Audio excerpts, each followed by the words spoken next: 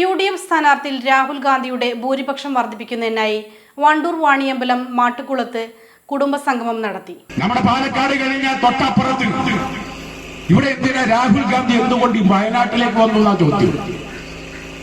നിങ്ങൾ ആലോചിച്ച് നോക്കി, രാഹുൽ ഗാന്ധി മത്സരിക്കാൻ വന്നത് അദ്ദേഹത്തിന്റെ സിറ്റിംഗ് സീറ്റിലേക്കാണ്.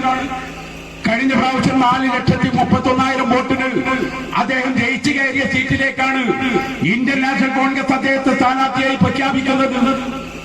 തെരഞ്ഞെടുപ്പ് പ്രഖ്യാപനത്തിന്റെ ഒരു മാസം മുമ്പ് തന്നെ ആനി രാജ എന്ന് പറയുന്നവരുടെ ദേശീയ നേതാവിനെ നിങ്ങൾ ആലോചിക്കണം, 25,000 വോട്ട് പോലും CPI എന്ന പാർട്ടിക്ക് ഈ നിയോജകമണ്ഡലത്തിലില്ല.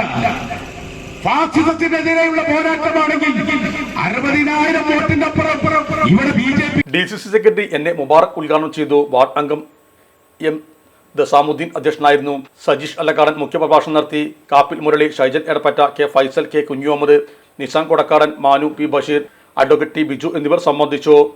Sahara golden diamonds, Kottappadi, Malappuram. Phone 9744 912 916.